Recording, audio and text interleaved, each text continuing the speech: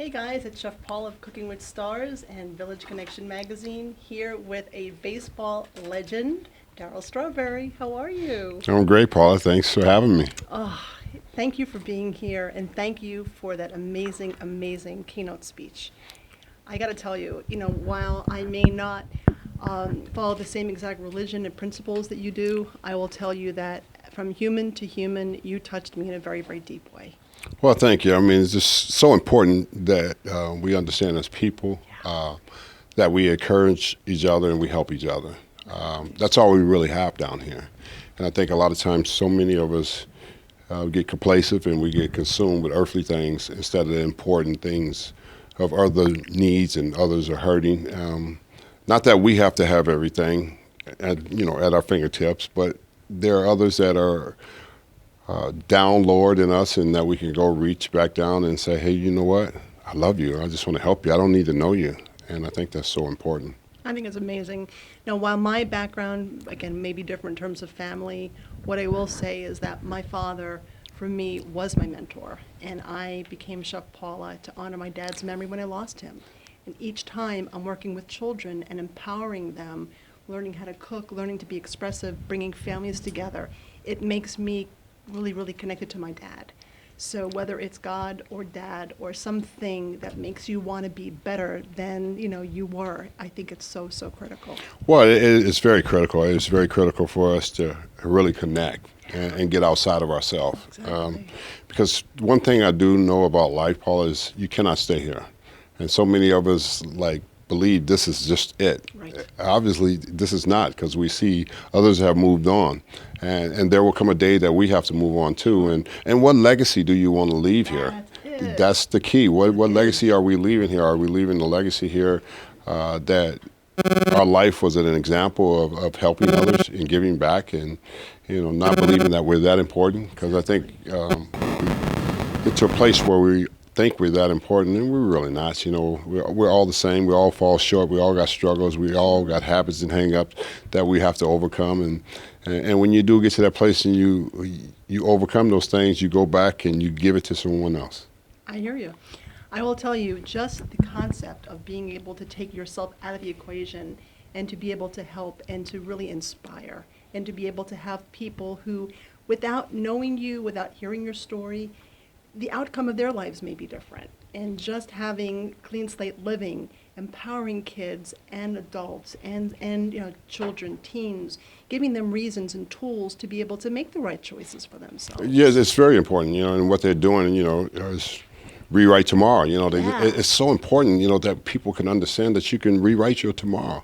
You don't have to stay in that place that suffocates you. I think a lot of times we believe that because of what has happened.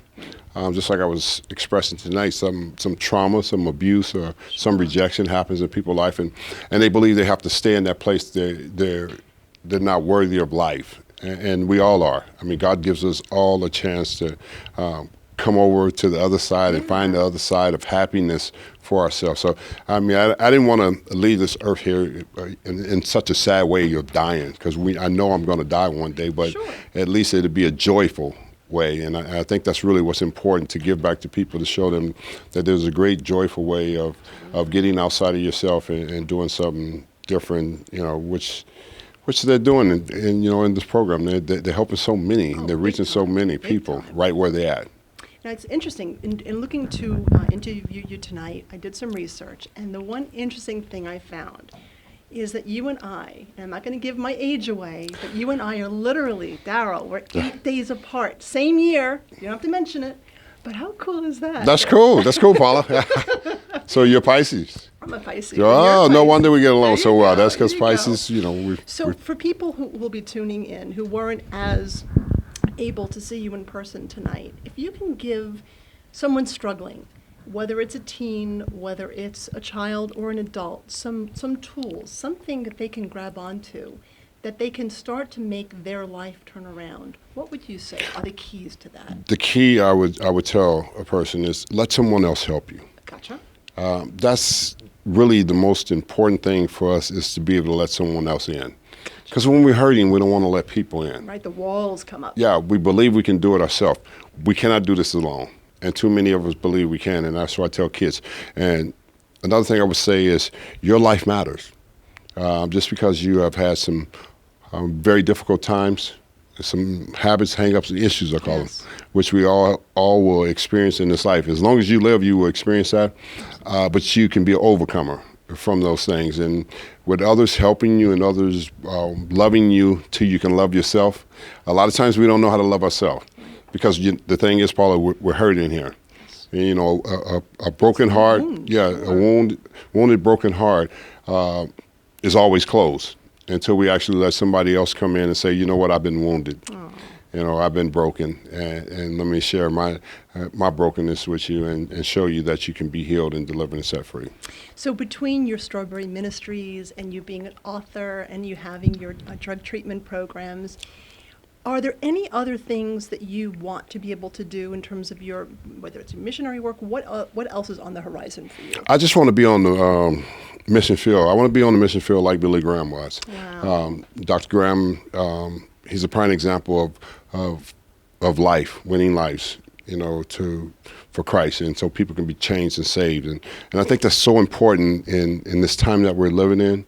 There's such an urgency, there's such a need, you know, with the epidemic of opiates, heroin addiction, and with kids killing kids and going into schools because the mind is messed up and there's evil. You know, the kids don't sign up for that. They're too young to sign up for that. Sure. They're getting it from somewhere. So if we can get back to, you know, helping these young people and helping them understand that there's a purpose for their life and there's something in front of them, because they don't see a purpose a lot of times because of what? Social media. Absolutely. All the different outlets, people bullying, you know, all different type of things that people say about people on the internet and stuff, and it makes people hopeless.